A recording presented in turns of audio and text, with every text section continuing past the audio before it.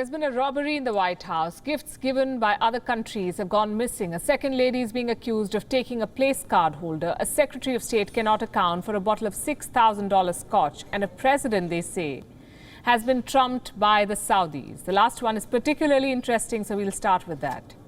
Do you remember Donald Trump's trip to Saudi Arabia? It was his first foreign visit as U.S. president. When Trump was returning home, the Crown Prince packed Air Force One with gifts.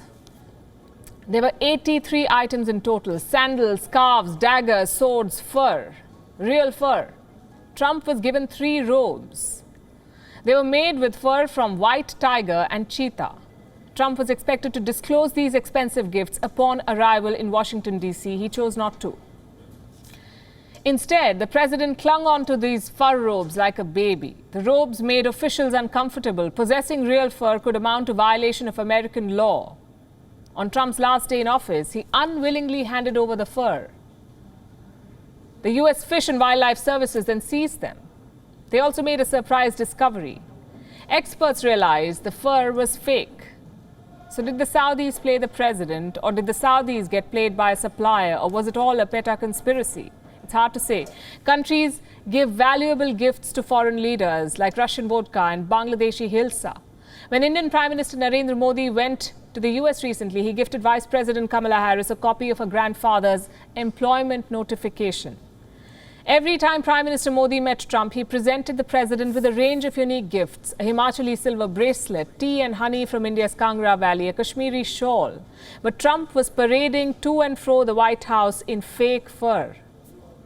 Trump's presidency, in fact, was not the best time for America's diplomatic coffers. Some gifts turned out to be fake, some others went missing.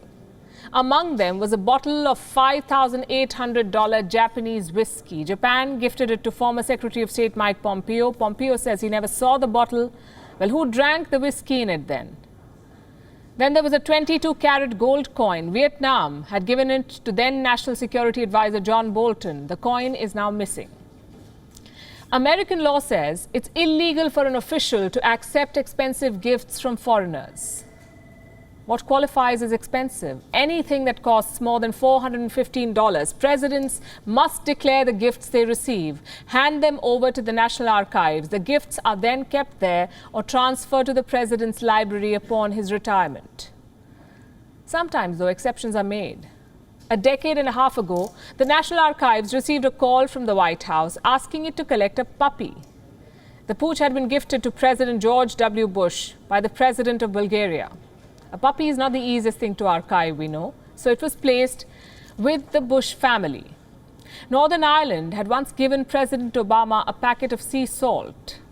Well, did it make to a bath or a salad bowl? We do not know. The Trumps received gifts worth $140,000 in their first year in office, more than $88,000 in 2018, and $120,000 in 2019. The long list included an Ottoman-era rifle worth $8,500, a bronze sculpture worth $7,200, a statue of Arabian oryx made of gold, diamond, and emerald from Qatar. The administration also received $37,000 in luxury watches. What happens if one of these gifts disappears in some officials' pockets, purses, or bags? Is it treated as a case of theft? It is. An official, however, is allowed to buy a gift gifted to him or her. Hillary Clinton did that. She bought a $970 necklace gifted to her by Myanmar's then opposition leader Aung San Suu Kyi. But straight out taking it home is a big no-no. It's not allowed. As we speak, a hunt is on for Donald Trump's or the Trump era missing gifts. 2 place card holders were traced to Karen Pence, the former second lady. Pence says she had consulted the White House ethics lawyer and she was told that she could have them. The State Department disagrees, though. There is still no information on the Japanese whisky and the gold coin and many other such gifts. But what about the fake fur? What happens to it?